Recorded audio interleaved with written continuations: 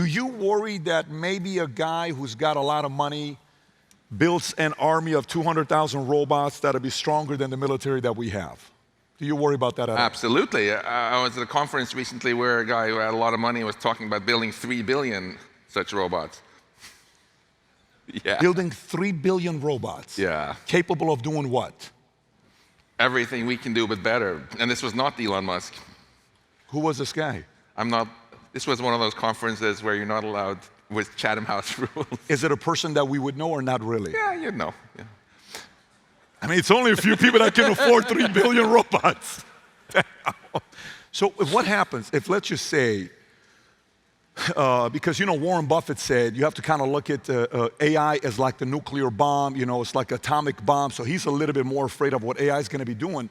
But how should something like that be concerned about? Because the risk is many different facets of risk. I wrote a few things down. One is war. How many guys fear what could happen with AI with war? Military, robots. Okay, a lot of people. Next one I wrote humanity, right? When Elon talks about he's a humanist, right? He wants to make sure he can protect humanity. Business disruption, pharma disruption, criminal justice, using AI, like that movie, Minority Report. By the way, every one of these things, there's a movie for it. War, The Creator, I don't know if you've seen The Creator, I thought it was a great movie, just came out. Or iRobot, Humanity, Matrix, or even the movie Her. Have you guys seen that terrible movie Her with Joaquin Phoenix, which was so weird that a lot of people liked? I wasn't one of them. Can I defend Her just very briefly though? I cringe almost always when I watch sci-fi films. I knew you were going to do it. I knew we were going to get into a fight after 2 minutes. But one really nice redeeming feature of Her was it didn't have robots in it. And I think that was a really important message. It's so easy to immediately put an equal sign between scary AI and robots. And Her shows how just the intelligence itself can really give a lot of power too. Are you married, Max? Yes. You're married, okay. So if you're sitting locked in a room and you're really smart, and you can't go out and touch the world, but you're connected to the internet, you can still make a ton of money, you can hire people, you can do all your job interviews over Zoom, and if some super intelligent AI starts doing that, it can start having a lot of impact in the world. Positive or negative? That's the thing, When I gave the definition of intelligence as the ability to accomplish goals, I didn't say anything about whether those were good goals or bad goals. And intelligence, in that sense, is a tool. It's a tool that gives you superpowers for accomplishing goals. And tools and tech, right, they're not morally good or morally evil. Like if I ask you, what about fire? Are you for it or against it, Patrick? I'm for it. You're probably for it. I'm against who uses an awesome barbecue, but you're probably not against using fire for making. You probably are against using fire for arson, right? So whenever we invent some new tech, we also try to invent an incentive structure to make sure people use that tech for good stuff, not for bad stuff. And it's no different with AI. We have to, if we build these powerful things, make sure that we have all the incentives in place to make sure that people use them for the good stuff, not for the bad stuff. How do you do that though? Like this guy that you're talking about who wants to build 3 billion robots, okay? Do you think he's a good guy? I'm not asking for a name, but do you think he's a good guy? I think he thinks he's a good guy, but I'm pretty sure Stalin also thought he was a good guy. Fair enough, okay. So now, do you, in your mind at all, see a future where robots don't exist? Or is it, no, listen, we have to accept the fact that within the next whatever amount of time, we're going to be coming to places where robots are going to be doing customer service, military is going to be customer service, robots are going to be in the military, cops are going to be robots, I'm going to go to a restaurant placing an order from a robot. Do you see that as a near future, that's going to be happening whether we like it or not?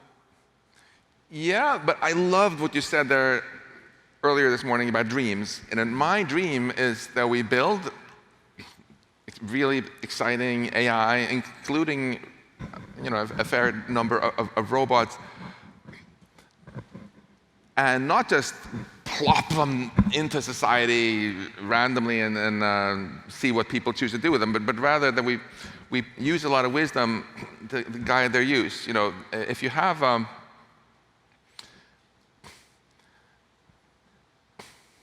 you ask how can we influence how people use technology, right?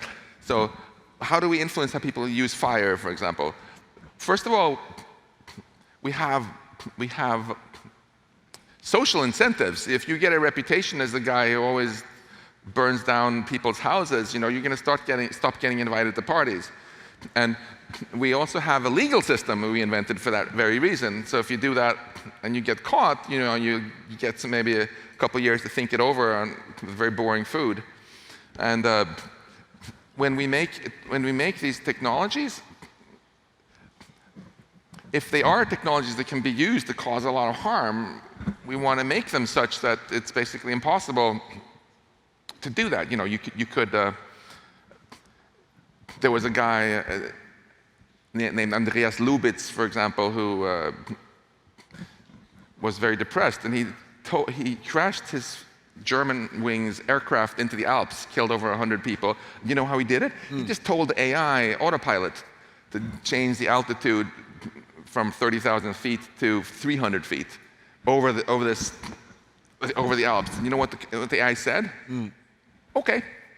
It's like, what engineer puts that in there? You know, like, when we educate our kids, we don't just teach them to be powerful and do stuff. We also teach them right from wrong. We have to make sure that every autopilot in an aircraft will just refuse crazy orders like that. Okay. If you put good AI in a self-driving car and the driver tries to accelerate into a pedestrian, the car should refuse to do that.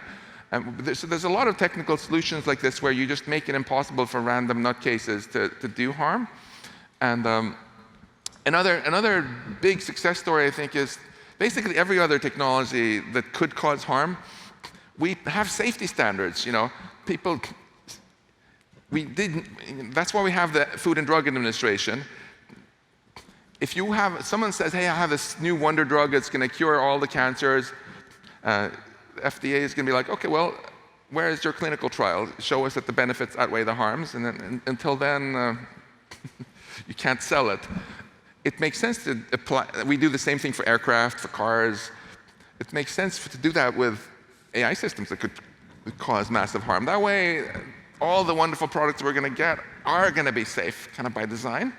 And we've given incentives to the companies to really have a race to the top and make safe AI, because whoever does that first, they're the one who gets the market share.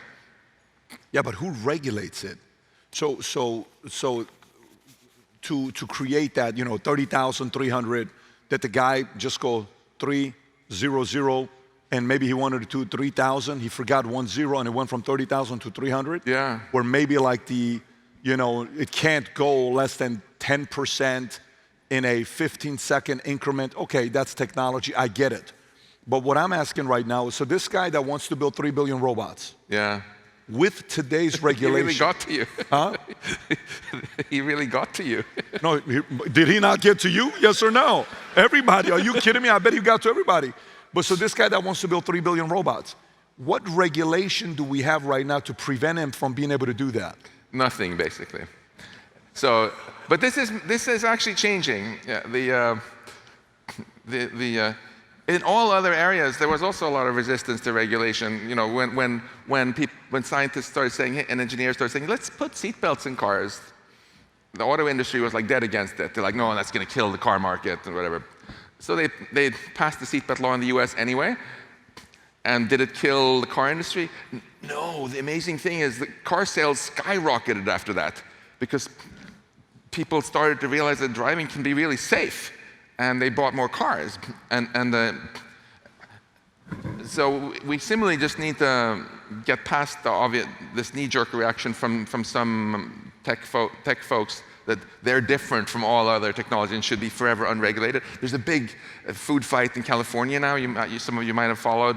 There's this law called SB 1047, which was just passed by the California Assembly. It's a very light touch. It says stuff like, well, if your company causes more than $500 million in damages or some sort of mass casualty event where a lot of people die, you should be liable.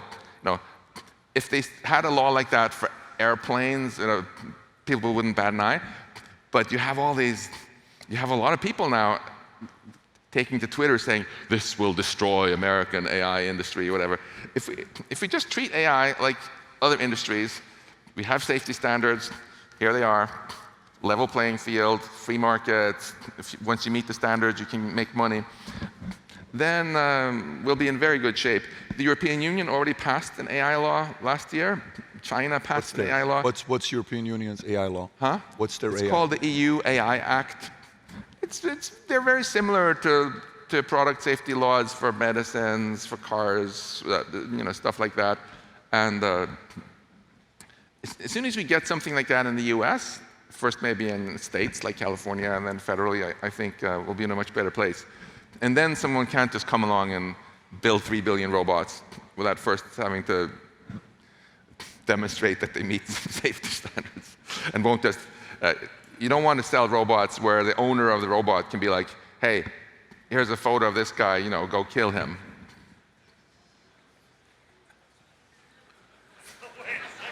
This guy that wants to build 3 billion robots, is he an American?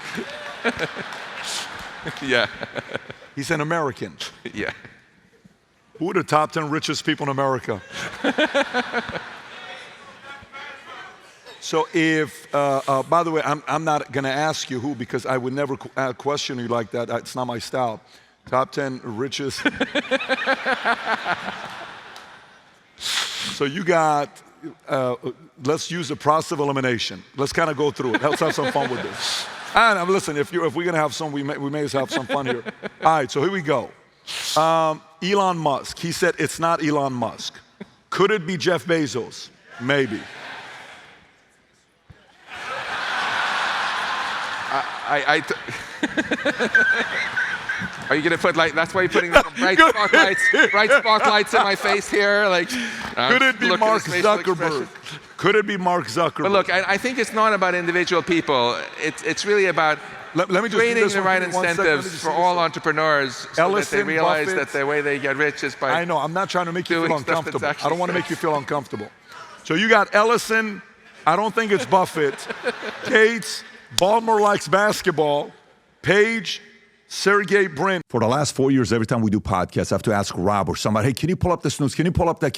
Which way do these guys lean? Can you go back to the timeline of, eventually after asking so many questions, I said, why don't we design the website that we want aggregated? We don't write the articles. We feed all of it in using AI. So 8 months ago, I hired 15 machine learning engineers. They put together our news site called vtnews.ai. What this allows you to do when you go to it, if you go to that story right there that says Trump proposes overtime pay, click on it. It'll tell you how many sources are reporting on this from the left. If you go to the right, Rob, it says left sources, click on it. Those are all the left sources. If I want to go to right sources, those are the two. If I want to go to center, I go there. Now, if I want to go all the way to the top and I want to find out a lopsided story, a story that only one side is reporting on, either the left or the right. So if you notice the first one, will say Zelensky announces release of 49 Ukrainians from Russia.